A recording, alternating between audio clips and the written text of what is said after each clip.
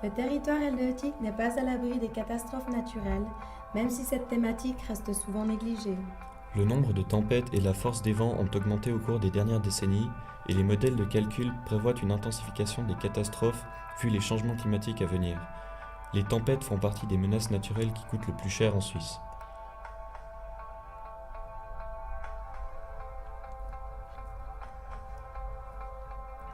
Les zones les plus à risque sont le sud-est du canton de Berne et les régions alpines des cantons d'Uri, du Valais, des Grisons, avec des vents qui peuvent aller de 180 à 216 km à l'heure. Au contraire, les zones les plus calmes sont les cantons de Fribourg, Zurich et le centre du canton de Berne.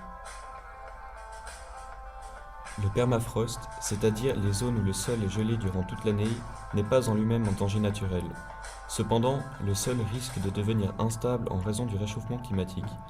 Ce dégel pourrait entraîner des éboulements, des chutes de pierres, des glissements de terrain, voire même des coulées de boue.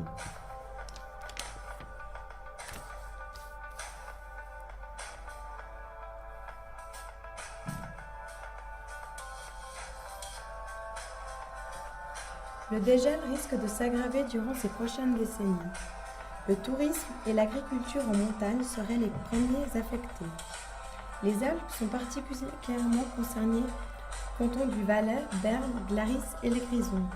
Avec le réchauffement climatique, il y a de fortes chances pour que les parois rocheuses commencent à se détacher de plus en plus fréquemment.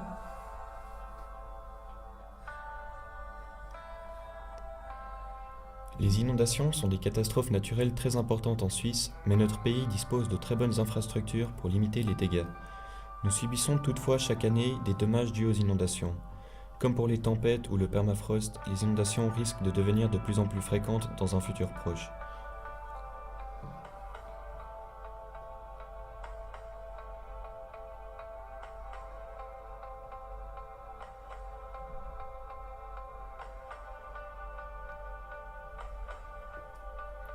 Voici la plaine du Rhône située à l'extrémité est du lac Léman et qui est formée comme une espèce de cuvette rassemblant toute l'eau des montagnes avant qu'elle ne se déverse dans le lac.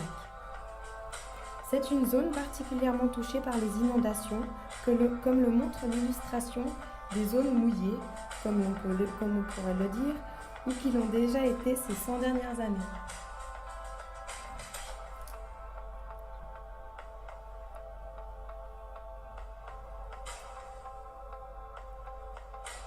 Voici les zones les plus touchées par les inondations. Comme quoi, les catastrophes naturelles existent bel et bien en Suisse.